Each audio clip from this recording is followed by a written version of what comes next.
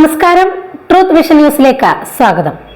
അമ്മമാർക്ക് ആശ്വാസമായി തുറന്നു നൽകിയ മഞ്ഞളാമ്പുറത്തെ അംഗനവാടി കം ക്രഷ് മതിയായ സൗകര്യങ്ങളില്ലാതെ അനിശ്ചിതാവസ്ഥയിലായിരിക്കുകയാണ്.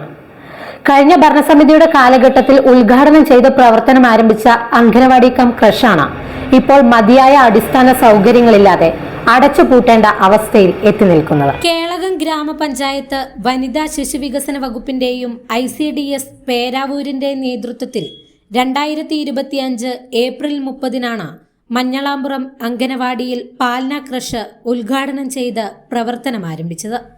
6 മാസം മുതൽ 3 വയസ്സുവരെയുള്ള കുട്ടികളെ പരിചരിക്കുന്നതിനായി തുറന്ന പാൽന ക്രഷിൽ മതിയായ ബാത്റൂം സൗകര്യം പോലുമില്ലാതെയാണ് നാളിതുവരെയും പ്രവർത്തിച്ചു വന്നത്.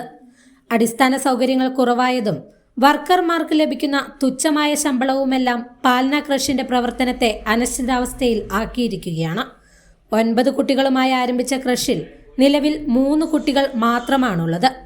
രാവിലെ 7 മുതൽ വൈകിട്ട് 7 വരെ പ്രവർത്തിച്ചിട്ടും മതിയായ വേതനം ലഭിക്കാത്തതിനാൽ ജീവനക്കാരുടെ അപര്യാപ്തതയും അടിസ്ഥാന സൗകര്യങ്ങളുടെ കുറവുമെല്ലാം ഇവിടെ വരുന്ന കുട്ടികളുടെ എണ്ണത്തിൽ കുറവുണ്ടാക്കുവാനുള്ള പ്രധാന കാരണമാണ്.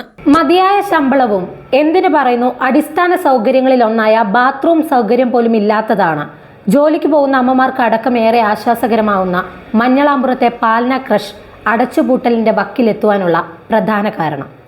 പുതിയ ഭരണസമിതിക്കെങ്കിലും ഈ പ്രശ്നത്തിന് ഒരു പരിഹാരം കണ്ടെത്തുവാൻ സാധിക്കണമെന്നാണ് ഇവിടുത്തെ നാട്ടുകാരുടെ ആവശ്യം.